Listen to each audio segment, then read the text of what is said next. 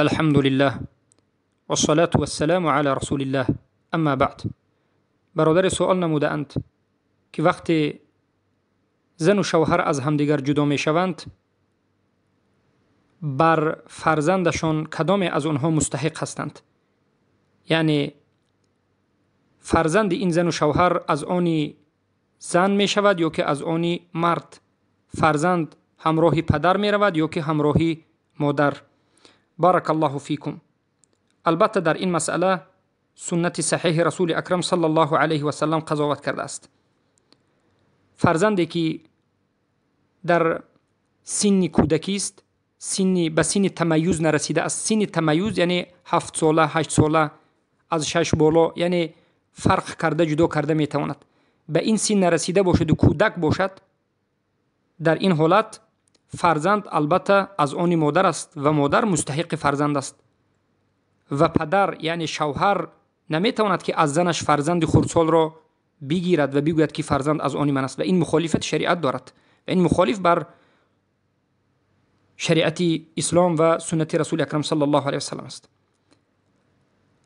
حدیث آمده است از عبدالله بن عمرو ان امرأة أتت رسول الله صلى الله عليه وسلم فقالت يا رسول الله إن ابني هذا كان بطني له وعاء وحجري له حواء وثدي له سقاء وزعم أبوه أنه ينزعه مني فقال أنت أحق به ما لم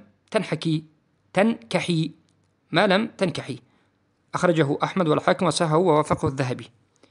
یعنی حدیث آمده است از عبدالله بن عمرو که یک مرد به نزد یک زن به نزد رسول اکرم صلی الله علیه و سلم می آید و می گوید که ای رسول الله، من یک پسری دارم که شکم من برای او بود، یعنی در درون شکمم گرفتم، من او را نگاه بین کردم، در بغلم گرفته گشتم و به او شیر دادم از این سینم و بارک الله فیکم با این همه نگاه بینی که من میکنم، امروز پدرش که ما از هم دیگر جدا شده ایم، پدرش میخواد این کودک و این پسری مرا از من جدا بکند و بگیرد، میخواد که فرزند را از من بگیرد. پیامبر صلی الله علیه و آله گفتند که انتی احق به، تو ای زن مستحق هستی به این کودک تا همون زمانی که به نکاح نرسیدی، یعنی تا همون زمانی که نکاح کردی. پس تمام علما بین همدیگر خلاف نمی کنند، اهل علم خلاف نمی کنند که در حق حضانه کودکی که به سن تمیز نرسیده است، این کودک را مادر با خودش میبرد و مادر مستحق این کودک است. اما زمانی که سن حضانه یعنی سن کودکی به پایان میرسد و به سن تمیز میرسد، یعنی به سن میرسد که او جدا کرده میتواند یا که اختیار کرده میتواند.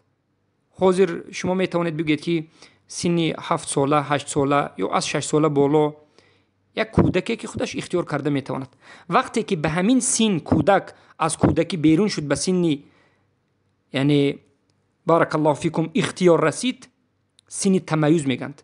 در بین کودکی و در بین بلاغت سن اختیار رسید، در این حالت البته خود کودک کسی رو خواهد اختیار میکند، چه که در این مثلا سنت سه صحابی شده است، چه که در سنن از حدیث ابی هریره رضی الله عنه روایت شده است که ان رسول الله صلی الله علیه و سلم خیر غلاما بین ابیه و امه. پیامبر صلی الله علیه و سلم یک غلامی رو، یعنی یک پسر بچه‌ای که به سن تمیز رسیده بود، میتونست که اختیار کند، یعنی کلان سالتر شده بود، از کودکی بیرون شده بود. پیامبر صلی الله علیه و سلم این کودک بچه رو یا که بگیم این پسر بچه رو اختیار گذاشت که بین مادرش و بین پدرش کسی رو خواهد اختیار بکند. قال الترمذی حدیث صحیح. امام ترمذی میگن که این حدیث است و این چنین اهل سنن روایت میکنن که یک زن به نزد رسول اکرم صلی الله علیه و سلم آمد و گفت که شوهر من میخواهد که فرزند را از من بگیرد. رسول اکرم صلی الله علیه و سلم گفتند که انا این مادرت است، هذا ابوک و هذه امک، این پدرت و این مادرت است، و خذ بید ایهما شئت، دستی کدام از اینها رو تو خواهی بگیر، یعنی این مادرت است، این پدرت است، کدام از اینها رو خواهی اختیار نمو. فاخذ بید امه فانطلقت به، این پسر بچه هم دست مادرش رو گرفت و با همراهی مادرش رفت. البته این حدیث رو هم امام ترمذی حسن و صحیح گفتند.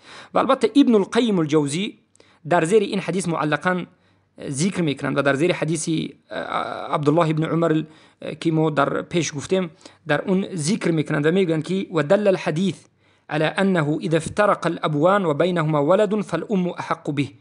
و این حدیث دلالت میکند، حدیث عبدالله ابن عمر که بارک الله فیکم اگر پدر و مادر از همدیگر جدا شوند فرزند این از آن مادر می شود و مادر مستحق است به فرزند از پدر دیده.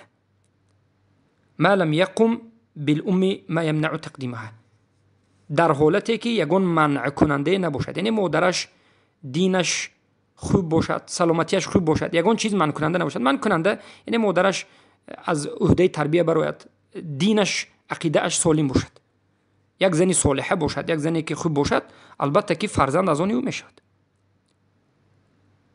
بارک الله فیکم. و هذا ما لا يعرف فيه نزاع، و در این مسئله میگن هیچ نزاعی و اختلاف وجود ندارد و همچنین با همین حکم قضاوت کردند خلیفه های رسول اکرم صلی الله علیه و سلم از ابوبکر، عمر ابن الخطاب و غیره. بارک الله فیکم. پس این است مسئله که امروز بعضی از پدرها میخواهند کودک خود را از مادرش جدا کنند. البته که این جایز نیست.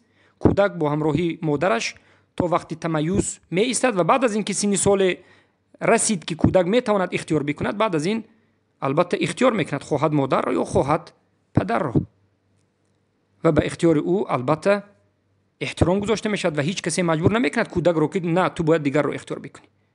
اگر پدر و مادرش دینش صحیح باشد، خوب باشد، یگان معنی کننده نباشد. اما در مسئله دیدن کودک، اگر مادر کودک را گرفت، فرزند را گرفت، البته مادر حق ندارد که پدر کودک را از دیدن کودک باز دارد. البته این گناه بزرگ است.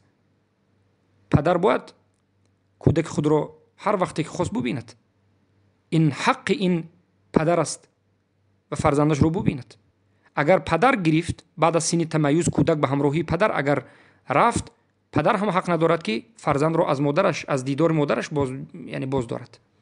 بارک الله فیکم و حیاکم الله بیاکم.